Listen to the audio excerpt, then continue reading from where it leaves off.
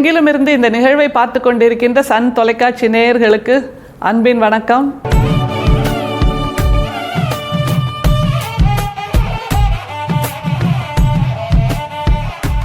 இது மார்கழி திருவிழா, ஆண்டாள் பெருவிழா. ஆண்டாள் திருப்பாவையோடும் நாச்சியார் திருமொழியோடும் பயணித்துக் கொண்டிருக்கிறோம். இன்றைக்கு திருப்பாவையிலிருந்து பாசுரம் 9. இதில் 8 வரி இருக்கு. நீங்களே கண்டுபிடிக்கலாம் அந்த 8 வரியில் ஆண்டாள் என்ன விளையாட்டு விளையாடுற தெரியுமா? இப்போ உள்ள கார்ப்பரேட் வாழ்க்கையில் plan A, plan B, plan சின்னு 3 வச்சுப்பாங்க தெரியுமா? ஒரு இலக்கை நோக்கி பயணிக்கும் போது அப்படியே அந்த 8 வரிக்குள்ளேயே 3 பிளான் அவள் வச்சுருக்கா. அது என்னென்ன பிளான், அதை எப்படி நகர்த்தி கொண்டு போகிறாங்கிறத நீங்களே பாருங்களேன். பாசுரம் 9. தூமணி மாடத்து சுற்றும் விளக்கெரிய தூமம் கமழ துயிலனை மேல் கண்வளரும் மாமான் மகளே மணிக்கதவம் தாழ்த்திரவாய். மாமீர் அவளை எழுப்பீரோ, மகள்தான் ஊமையோ அன்றி செவிடோ அனந்தலோ ஏம பெருந்துயில் மந்திரப்பட்டாளோ மாமாயன் மாதவன் வைகுந்தன் என்றென்று நாமம் பலவும் நவின்றேலோர் எம்பாவாய். தூமணி மாடத்து சுற்றும் விளக்கெரிய அப்படின்னு ஆரம்பிக்கிறா. அதாவது அவங்க அந்த ஆயர்குடி பெண் தூங்குகின்ற அந்த மாளிகையில் நவரத்தினங்களால் இழைக்கப்பட்ட அந்த மாளிகை அவ்வளவு செல்வ செழிப்பாக இருக்கான். அந்த தூமணி மாடத்து சுற்றும் விளக்கெரிய, நைட்டில் தூங்கும்போது கூட ஒரு நைட் லேம்ப் போட்டுப்போம்ல, அந்த மாதிரியான ஒரு ஏற்பாட்டில் அந்த பெண் தூங்குகிறாள். அவள் தூங்க தூங்க அந்த பிளான் ஏவை சொல்கிறா பாருங்க ஆண்டாள். அந்த வரியை பாருங்க திரும்ப. தூமணி மாடத்து சுற்றும் விளக்கெரிய தூமம் கமழ துயிலனை மேல் கண் வளரும் மாமான் மகளே மணிக்கதவம் தாழ்த்திரவாய். அந்த தூபம் கமழுதான் அந்த வீடு முழுக்க, அந்த அரண்மனை முழுக்க. அதில் தூங்கிட்டு இருக்கிற மாமான் மகளே அப்படிங்கிறா. ஏன்னா அந்த ஆயர்குடியில் இருக்கிற எல்லா பெண்களும் ஒருத்தருக்கு ஒருத்தர் உறவாக தான் இருப்பாங்க. அவ்வளோ சின்ன ஊர் தானே அதெல்லாம். அப்போ அந்த மாமான் மகளே நீ கதவை திற அப்படிங்கிறது பிளான் ஏ. டைரக்டாக அவங்கள்ட்டே பேசுறது. இப்போ அந்த பொண்ணு கதவை திறக்கலை அப்படின்னா என்ன பண்ணுறா? அடுத்தது பிளான் பிக்கு போகிறா பாருங்க. மாமீர் அப்படின்னு அந்த வீட்டில் இருக்கிற அந்த பொண்ணோட உறவுகளை அழைக்க துவங்குறா. அந்த பொண்ணோட அம்மாவை கூப்பிட்றா. எல்லாரையும் அழைச்சு அவள் இப்படி தூங்கிட்டு இருக்காளே, நீங்கள்லாம் என்ன பண்ணுறீங்க, எழுப்பி விடலையா அப்படின்னு கேட்டுட்டு உங்கள் பொண்ணு என்ன மாதிரி இருக்கா அப்படின்னு ஒரு பட்டியல் கொடுக்குறா பாருங்களேன். ரொம்ப சுவாரஸ்யமாக இருக்குது. மாமீர் அவளை எழுப்பீரோ, மகள் தான் ஊமையோ அன்றி செவிடோ அனந்தலோ. ஏன் ஊமையோ அன்றி செவிடோ அனந்தலோ அப்படின்றானா புலன்களின் உறக்கத்தை சொல்கிறா. இதில் ஆண்டாள் இது ஊமையாக இருக்கலாமா, செவிடாக இருக்கலாமா, அனந்தலோன்னா நீண்ட உறக்கம் கொள்கின்ற அந்த கும்பகர்ண தூக்கம் இருக்கு இல்லையா, அந்த கும்பகர்ண தூக்கத்தை இதில் குறிப்பாக சொல்கிறா. அடுத்தது பிளான் சிக்கு வர்றா. இது ரெண்டுமே ஒத்து வரல அப்படிங்கும்போது நமக்கே அந்த நிலையை நம்ம பொருத்தி பார்க்கலாம். சரி, முதல்ல நம்ம அட்டென்ஷன் கொடுக்கல, அடுத்தது சுற்றி உள்ளவங்க சொல்கிறாங்க, அதுக்கும் நம்ம அட்டென்ஷன் கொடுக்கல. அப்படிங்கும்போது பிளான் சி என்ன தெரியுமா? நமக்கு பிடித்தமான வார்த்தைகள். இப்போ நம்ம ஒரு இலக்கை நோக்கி நகர்கிறோன்னு வைங்களேன். நான் இந்த வாழ்க்கைக்குள்ளே இன்னொரு 5 வருஷத்துக்குள்ளே ஒரு 100 படத்தில் சினிமா பாட்டு பாடியிருக்கணும், அல்லது ஒரு 100 விளையாட்டில் நான் கோப்பை வாங்கியிருக்கணும். அடுத்தது 100 பாட்டு நீ பாடியிருக்க, உனக்காக அந்த கைதட்டல் கேட்குது பார். அப்போது உன்னுடைய உந்துதலை நீ தொடர வேண்டும், உன்னுடைய முதல் படியை நீ எடுத்து வைக்க வேண்டும் அப்படிங்கிற ஒரு உந்துதல். அதே மாதிரி இலக்கியவாதி ஆகணும்னு ஆசைப்படுறோன்னு வைங்க. முதல்ல நீ உட்கார்ந்து முதல் சிறுகதையை எழுது, முதல் கவிதையை எழுது, முதல் அகரத்தை எழுது. அப்போது உனக்கு 100வது கதை வரும்போது எல்லோரும் உன்னை வியந்து பார்ப்பாங்கல்ல, அந்த பேரெல்லாம் உனக்கு கிடைக்கும். கவிஞருங்கிற அடைமொழி கிடைக்கும், எழுத்தாளருங்கிற அடைமொழி கிடைக்கும், மேலாண்மை செய்கின்ற அந்த மேலாளருங்கிற அடைமொழி கிடைக்கும், ஓட்டப்பந்தய வீராங்கனைங்கிற அடைமொழி கிடைக்கும். அப்படியாக எல்லா சிறப்புகளும் உனக்கு கிடைக்கும்னு அந்த சிறப்பை சொல்லும்போது நமக்கான ஈர்ப்பான வார்த்தைகளாக அது இருக்கும்ல. அந்த மாதிரி அந்த கிழக்கு இலக்குன்னு சொல்லப்படுகின்ற வார்த்தைகளை பிளான் சியா ஆண்டாள் சொல்றா. அது என்ன வார்த்தைகள் பாருங்க. மாமாயன் மாதவன் வைகுந்தன் என்று நாமம் பலவும் நவின்றேலோர் எம்பாவாய். மாமாயன் இதெல்லாம் அவங்களுக்கு பிடித்தமான பெயர்கள். மாதவன், வைகுந்தன், இந்த மாதிரி பெயர்களை எல்லாம் சொல்லும்போது அது கொடுக்குற உத்வேகத்தில் அந்த பொண்ணு எழுந்திருக்கணும், அந்த மாய உறக்கத்திலேருந்து எழுந்திருக்கணும். அப்படியாக ஆண்டாள் ஒரு பிளான் ஏ, பி, சி 3ஐயும் இந்த பாசுரம் 9 நமக்கு கொடுக்கிறாள். இதே மாதிரி திருமொழிக்கு வந்தா, நாச்சியார் திருமொழிக்கு வந்தா ஆண்டாள் என்ன செய்கிறான்னு பார்க்கலாமா? இந்த நாச்சியார் திருமொழியை ஆண்டாள் 10 பாடல்களாக பிரிச்சிருக்கால.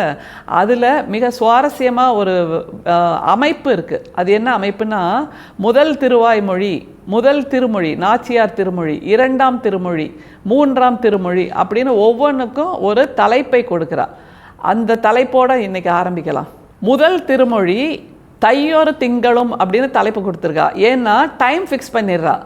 எப்போவுமே ப்ராஜெக்ட் முடிக்கணும்னு வைங்க, இந்த டேட்லேருந்து ஆரம்பித்து இந்த டேட்டுக்குள்ளே உங்கள் டைம்குள்ளே நீங்கள் முடிக்கணும் அப்படின்னு டைம் ஃபிக்ஸ் பண்ணுவோம்ல, டைம் ஃப்ரேம். அது மாதிரி தையொரு திங்களும் அப்படின்னா அந்த தை மாதத்துக்குள்ளே முடிக்க வேண்டிய வேலை, இது டாஸ்க் ப்ராஜெக்ட் அப்படின்னாச்சு.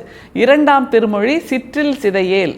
சரி, இந்த டாஸ்க்கை கொடுத்தாச்சு. அப்போ முதல்ல ஒரு ப்ரீ பிளான் ஒன்று பண்ணுவோம் தெரியுமா, இதை எப்படியெல்லாம் பண்ணலாம் அப்படின்னு ஒரு சின்ன டிஸ்கஷன் நடத்திட்டு, அதுதான் இரண்டாம் திருமொழி சிற்றில் சிதையேல். மூன்றாம் திருமொழி என்னன்னா கோழி அழைப்பதன் முன்னம் அப்படின்னு ஆரம்பிக்கிறா. ஏன்னா கோழி அழைப்பதன் முன்னம்னா ஊரே எழுந்திருக்கிறதுக்கு முன்னாடி, ஊரில் எது முதல்ல எழுந்திருக்குன்னு சொல்லுவாங்க, கோழி தானே முதல்ல எழுந்திருக்குது. ஆனால் அந்த கோழி எழுந்திருப்பதற்கு முன்னால் கூட நாம் எழுந்திருக்க வேண்டும் அந்த புலன் உறக்கத்திலிருந்து. அப்படி எழுந்தாதான் நம்முடைய டாஸ்க், நம்முடைய ப்ராஜெக்டை நம்ம அந்த குறிப்பிட்ட டைம் ஃப்ரேமில் முடிக்க முடியும். அப்படிங்கிறதுக்காக இப்படியாக ஒவ்வொரு பத்திலும் அவள் ஒரு நகர்வை நகர்த்தி கொண்டு போகிறாள். நமக்கும் அதை தெளிவுபடுத்துகிறாள். இன்னைக்கு அந்த மூன்றாம் திருமொழியிலிருந்து ஒரு பாட்டை பார்க்கலாமா?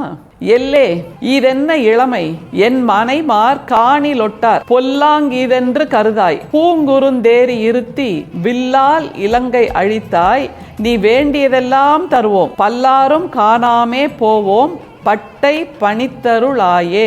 எல்லே இதென்ன இளமைன்னு ஆரம்பிக்கிறா பாருங்க. அதாவது இளமை பருவத்துல தான், சின்ன வயசுல தான் நமக்கு இலக்குகள் நிறைய இருக்கும். குழந்தைகள்கிட்ட போய் கேட்டிங்கன்னா கூட நீ என்னவாக போகிற அப்படின்னா, முதல் நாள் டீச்சர்ம்பாங்க, மறுநாள் நான் டாக்டர்ம்பாங்க, அதுக்கு மறுநாள் என்ஜினியர்ம்பாங்க, அதுக்கு மறுநாள் ஏர் ஹோஸ்டஸ்ம்பாங்க, அதுக்கு மறுநாள் போலீஸும்பாங்க, அப்புறம் லாயர்ம்பாங்க. அப்படி இளமையோட சிறப்பு என்னென்னா, எல்லே இதென்ன இளமை, இப்படி ஒவ்வொரு நாளும் என்னுடைய இலக்கை மாற்றிக்கொண்டே இருக்கு அப்படின்னு சொல்லிட்டு அவங்க எதுக்கு தெரியுமா அச்சப்படுறா ஆண்டாள்? அடுத்த வரியில் வருது பாருங்களேன், எம்மனைமார் காணில் ஒட்டார். அதாவது இப்போ நம்ம ஒரு இலக்கை நோக்கி நம்ம வெளியில் கிளம்புறோம். நிறைய பேர் நம்ம பார்த்துருக்கோம், கிராமத்துலேருந்து சென்னைக்கு போய் நான் ஜெயிச்சுட்டு தான் திரும்பி வருவேன் அப்படின்ட்டு வருவாங்க. அந்த மாதிரி திரும்பி வரும் வரைக்கும் சென்னையில் அவங்க என்ன பண்ணுவாங்க, கஷ்டப்பட்டு உழைப்பாங்க. அவங்க சரியாக தங்கறதுக்கு கூட ஒரு வீடு இருக்காது, சரியான சாப்பாடு இருக்காது. ஆனால் அந்த இலக்கை நோக்கி ஓடும்போது அவர்களுக்கு இந்த கஷ்டங்கள் எல்லாம் மறந்து போயிடும். ஆனால் வீட்டில் உள்ளவங்க அதை பார்த்தாங்கன்னு வைங்க, மனசில் வலிக்கும் இல்லை அவங்களுக்கு. அதைத்தான் ஆண்டாள் சொல்கிறா. எவ்வளவு நுணுக்கமாக கவனிச்சிருக்கா பாருங்க. அந்த வரியை பாருங்க, ரொம்ப முக்கியமான வரி. என் மனைமார் காணில் ஒட்டார். என் மனைமார், என் வீட்டில் உள்ளவங்க, என் உறவினர்கள்லாம் பார்த்தா மனசு அப்படியே வெடிச்சு போயிடுவாங்க, மனசு துடிச்சு போயிடுவாங்க. இப்படியாக பல இலக்குகளை நோக்கி நாம் ஓடிக்கொண்டே இருக்கிறோம். சரி, அடுத்தது எங்க நகர்ந்து போறா பாருங்க. பொல்லாங்கீதென்று கருதாய். இந்த மாதிரி இலக்கோட இருக்கிறத தப்புன்னு நினைக்காதீங்க. ஏன்னா அதுதான் வாழ்க்கை, அது அப்படித்தான் வாழ்க்கையை வாழ்ந்தாக வேண்டும். பொல்லாங்கு இதென்று கருதாய், இது தப்புன்னு நினைக்காத. ஒரு இலக்கோட இருக்கிறது சரியான விஷயம். அது செம்மறியாட்டு கூட்டம் மாதிரி நம்ம கூட்டத்தோட ஒன்றா இருக்கணும்னு நினைக்காதீங்க. அப்படி நினைக்கிறது தான் பொல்லாங்கே தவிர ஒரு இலக்கை நோக்கி ஓடுறதுங்கிறது தப்பில்லை. ஆண்டாள் அவளுடைய தோழிமாருக்கு கொடுத்தது எதுன்னா கண்ணன் என்கின்ற இலக்கு, கண்ணனோடு சேர்வது என்கின்ற இலக்கு. ஆனால் இப்போதுள்ள 21ஆம் நூற்றாண்டில் பொருத்தி பார்க்க வேண்டியது, கண்ணன் என்பது ஒரு தத்துவம்தான், ஒரு படிமம் தான். நம்முடைய வாழ்க்கையின் இலக்காக கிழக்காக எதை வைத்து கொள்ள வேண்டும் என்கின்ற அந்த நிலையை நோக்கி நாம் நகர வேண்டும். அது நகர்வது பொல்லாங்கு இல்லை அப்படின்னு தெளிவாக சொல்கிறார். அடுத்தது, பூங்குறுந்தேறி இருத்தி வில்லால் இலங்கை அழித்தாய். அந்த குறுந்த மரத்தில் ஏறி அந்த வில்லால் இலங்கை அழித்தாய்னா ராமனை சொல்கிறார். அதாவது இலங்கையில் இருக்கின்ற அந்த ராவணனை அழித்த ராமனை நாம் மனதில் கொண்டாடுகிறோம் அப்படின்னு சொல்கிறா. அந்த நிலையை நினச்சி பாருங்களேன். அந்த காலகட்டம் ஏதோ ஒரு காலத்தில் நடந்ததாக ஒரு கதை என்று வைத்து கொண்டால் கூட, ஒரு தேசத்திலிருந்து இன்னொரு தேசத்திற்கு பயணப்பட்டு அங்கே தன்னுடைய டாஸ்க், தன்னுடைய நிலையை, தன்னுடைய இலக்கை ராமன் அடைந்ததாகவே ஒரு கதை இருக்கட்டும். அப்படி அடைந்த ஒரு கதையை நாம் நினைத்து பார்க்க வேண்டும். எனவே எது ஒன்றும் ஹியூமன்லி பாசிபிள் தான், ஹியூமன்லி இம்பாசிபிள்னு எதுவுமே கிடையாது என்று ஆண்டாள் அதில் குறிப்பாக சொல்கிறார். அடுத்தது எங்க நகர்றா பாருங்க. நீ வேண்டியதெல்லாம் தருவோம். இந்த இலக்கை நோக்கி நகர்வதற்கு உனக்கு என்னெல்லாம் தேவை அது எல்லாம் நான் தர்றேன் அப்படின்னா மனசுக்கிட்ட பேசுகிறா அவ. அந்த மனசுக்கான உற்சாகம் வேணும். மனசு சோம்பி போகும்போது இல்லை பரவாயில்ல, ஒரு தடவை கீழே விழுந்துட்டு இல்லை எழுந்துரு அப்படின்னு சொல்லி நகர்த்தி விடுகின்ற அந்த வல்லமை வேணும். அடுத்தது, பல்லாரும் காணாமே போவோம் பட்டை பணித்தருளாயே. எல்லாரும் நம்மளை பார்க்காமையா போயிட போறாங்க நம்ம ஜெயிச்சு நிற்கும் போது. பட்டை பணித்தருளாயே அப்படின்னா அந்த புராணங்கள் என்ன சொல்லுது, கண்ணன் ஆயர்குடி பெண்களோட உடைகளை எடுத்துக்கொண்டு மரத்தின் மேல் ஏறி அமர்ந்தான். அவ்வளோ கொச்சையாக பார்க்கணுன்னு அவசியம் இல்லை, அப்படி தக்கையாக பார்க்கணுன்னு அவசியம் இல்லை.